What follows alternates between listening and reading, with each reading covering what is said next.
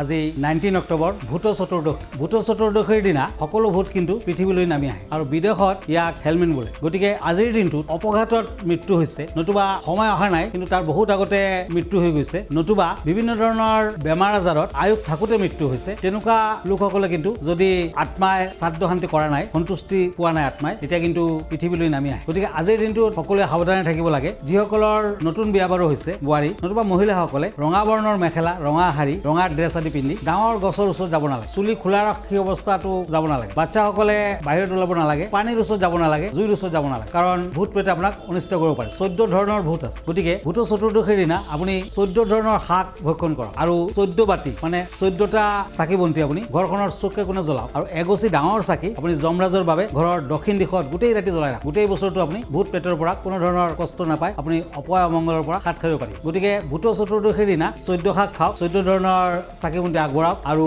ভূতসকলক পূৰ্বপুৰুষৰ আত্মাৰ সন্তুষ্টিৰ বাবে তেওঁলোকলৈ নৈবেদ্য অৰ্পণ কৰক। আপুনি চাব গোটেই বছৰটো স্বাস্থ্য পাতিও ভালে থাকিব, কোনো ধৰণৰ আপোনাৰ অপয় অমংগল অনিষ্ট নহয় আৰু পূৰ্বপুৰুষৰ আশীৰ্বাদ লাভ কৰিব পাৰিব। ধন্যবাদ।